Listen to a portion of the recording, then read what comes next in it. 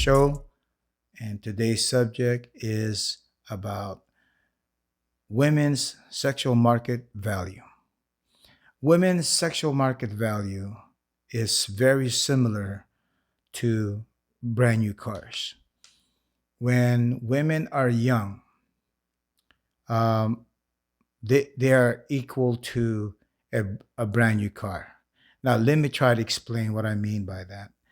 A car can be sold at the highest price or its highest price when it's brand new, no miles, no damage, and we can sell the vehicle for the manufacturer suggested retail price. And with the COVID situation right now, they're not making a lot of cars, so even the dealership are marking up the vehicles that are brand new. They put $10,000 to $20,000 above MSRP because they have two reasons why they can do that. One is brand new. Two, they're not making a lot of vehicles. So they add 10 to 15, $20,000 above MSRP. Now, the depreciation of a vehicle happens when it gets older. So every year, as it gets old, it loses the value of its value. And the more you use it, that means more mileage on a vehicle, the more it loses value. And then car also depreciates when they're damaged, when they have been T-boned and been repaired, involved in an accident and stuff like that. So the only way for a vehicle to maintain its value is minimize the mileage, avoid accidents, scratches, um, damages. Basically, if you have a brand new car, you want to maintain the value, is basically don't even use it. Put it in the garage, keep it there. Don't let anyone scratch it. No damage. Not get involved into any accident. And pretty much that's the only way to maintain its value. But as time goes by every year, the value will depreciate, but not as much as the vehicles being used a lot, get involved into a big accident and gets damage and scratches and so on. Now, that's a similar situation with women. Women, when they're 18 and childless, no kids, okay, their sexual market value is at its peak. That's the time that they are most attractive to the eyes of men, especially high value men. So let's look at a woman at age 18. That's when they peak their sexual market value. And then when they reach the age of 30, their value drops to almost 50%. And it just gets worse. When they reach the age of 40, pretty much their outlet, they're sent to outlet, uh, they're on clearance, buy one, take one. And then when they reach 50, the age of 50, is pretty much goodwill or ukay ukay. Ukay ukay is a goodwill in the Philippines. So that's with age. Now, another thing that would depreciate the value of women is having kids. So the more kids they have, the more their value, their sexual market value drops. So two things: age and kids. So the more kids and the older you get as women, you drop your sexual market value. Now, what does that mean?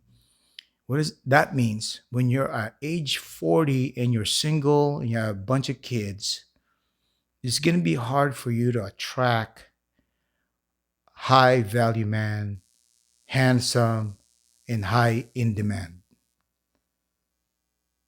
But if you were 18 and childless, no damage yet, right? 18 years old, you can attract, you have a better chance of attracting a high in demand man, high value man, a handsome man. I'm trying to make this as easy as I can for people to understand that women, they can attract more and get the best, pick the best when they're younger. Now, as they age, it's harder for them to attract successful, high value, handsome, and high in demand kind of man. And that's pretty much in general, 80%, at the average, or how is it, the norm. It is harder for a woman at age 50, single mom, to attract a high value man, a handsome man, a high in demand kind of man. But if you're 18 and you're childless, you have more power. You have more attractiveness power. Now, the sexual market value for women got nothing to do with education.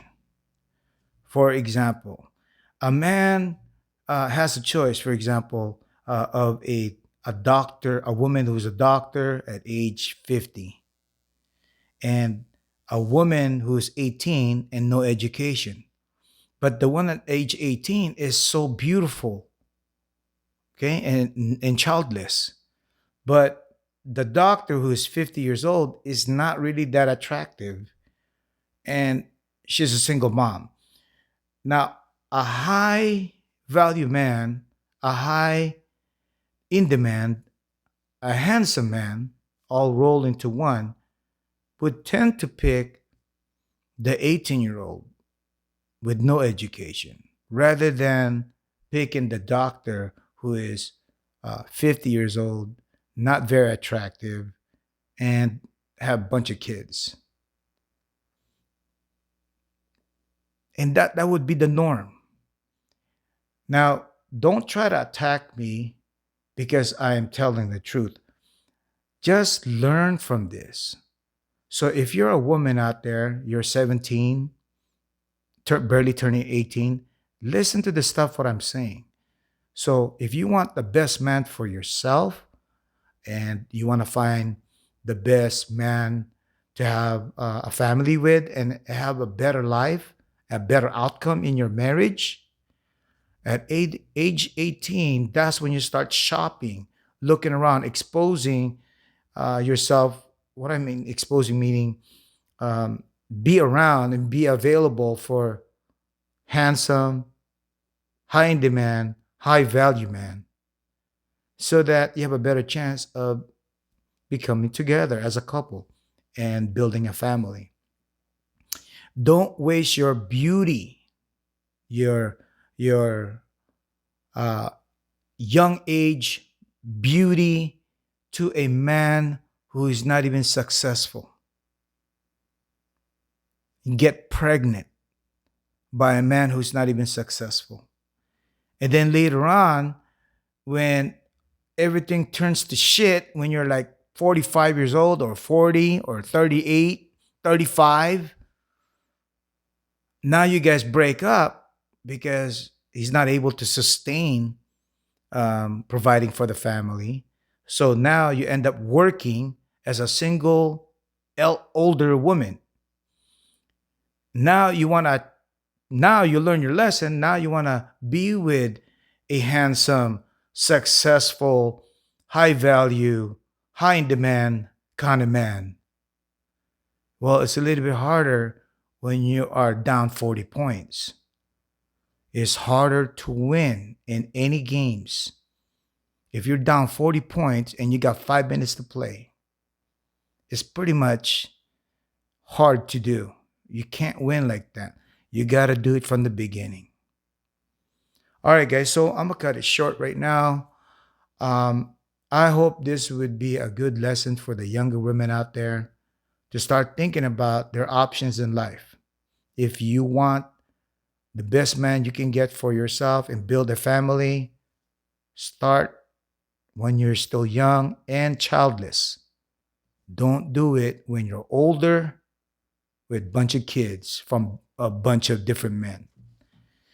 All right. So if you have any comment, questions, leave me a comment and I'll respond back to you.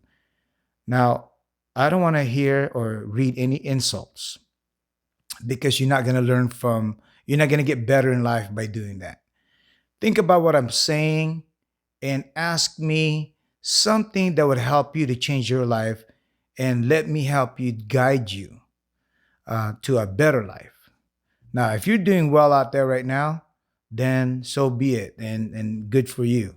But for the majority women out there that grew up with no father and they need some guidance, then this is the channel for you. Once again, ladies and gentlemen, I'm Coach Fred Tagalog, and I wish you guys good fortune.